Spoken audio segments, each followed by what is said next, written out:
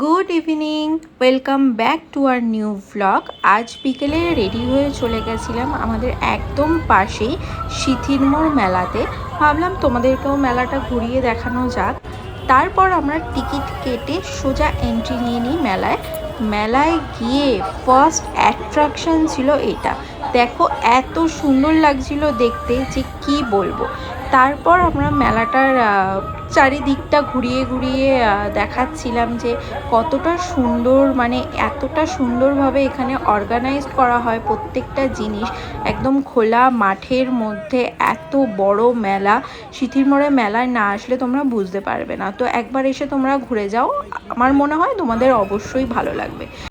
বাইরে থেকে এসে এখানে অনেকেই নানান রকমের স্টল দেয়, তো স্টলগুলো আমরা ঘুরে ঘুরে দেখছিলাম যে কি কেনাকাটা করা যায়। আর আজকের ওয়েদারটা এতটা ভালো ছিল, মানে এত দারুণ হাওয়া দিচ্ছিল, মানে কি বলবো। তারপরে দেখো আমরা একটা ক্রাফটের দোকানে চলে আসলাম।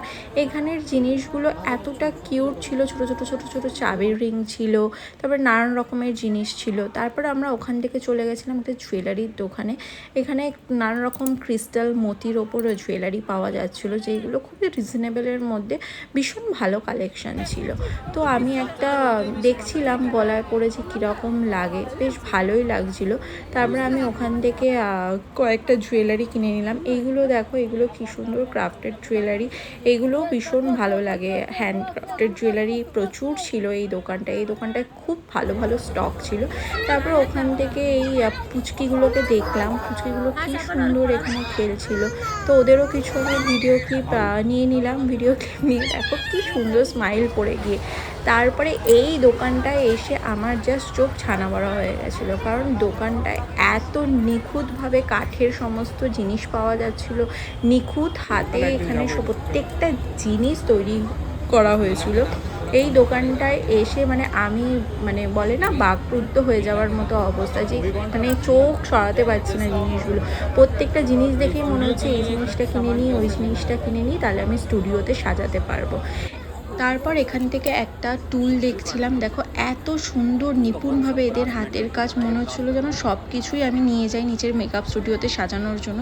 কিন্তু জিনিসগুলোর দাম খুবই এক্সপেন্সিভ ছিল, তাই আর কিনে উঠতে পারিনি।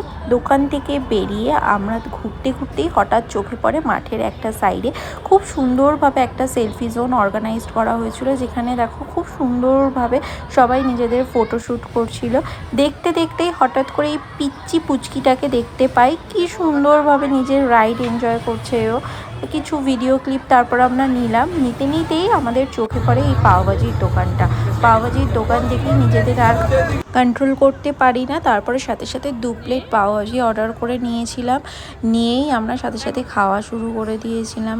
পাওভাজিটা খেতে সত্যি জাস্ট অসাধারণ ছিল। তারপর আমরা একটু পাওভাজি খেয়ে নিয়ে ভাবছিলাম যে কোনো একটা রাইড চড়ি, কিন্তু রাইড আর শেষ পর্যন্ত চড়া হলো না। তারপর কি করব, তারপরে কিছু এই ভিডিও ক্লিপ নিচ্ছিলাম তোমাদেরকে দেখানোর জন্য। চারিদিকটা ঘুরে ফিরে ভালোভাবে ভিডিও ক্লিপ নিচ্ছিলাম।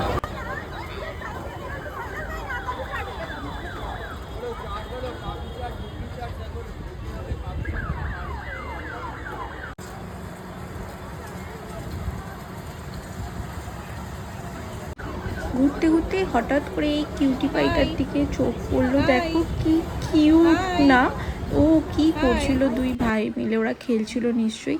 তারপরে আমরা ওখান থেকে চলে আসলাম কিছু ইয়াররিংসের দোকানে। ইয়াররিংস কিনবো বলে টুকটাক করে ইয়াররিংস দেখছিলাম, ফিঙ্গার রিংস দেখছিলাম। সবই এখানে সেলে চলছিল 30 টাকা করে। তারপরে আমি বেশ অনেকগুলো ইয়াররিংস, গলার হার, ফিঙ্গার রিং টুকটাক করে আমি কিনে নিয়েছিলাম।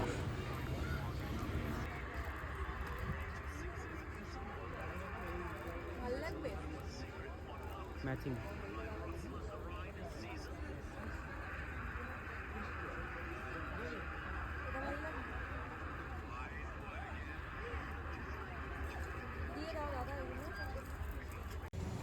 দোকান থেকে কেনাকাটা করে আমরা মেলা আরেকটা সাইড ঘোরার উদ্দেশ্যে আবার বেরিয়ে পড়ি। মেলাটা পুরোপুরি ঘুরতে 20 থেকে 25 মিনিট সময় পড়ে।